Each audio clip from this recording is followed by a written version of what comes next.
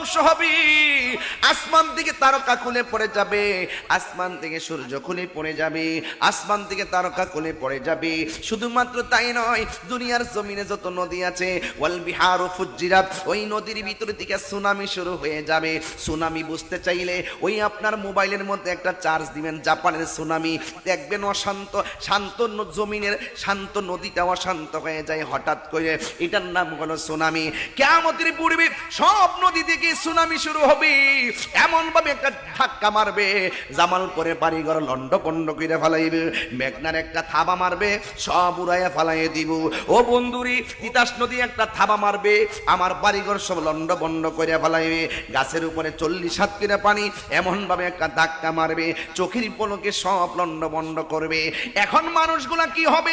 এই মানুষগুলো পাখির মতন উড়তে থাকবে, কেউ উইরা যায় ইন্ডিয়া পড়বে, কেউ উইরা যায়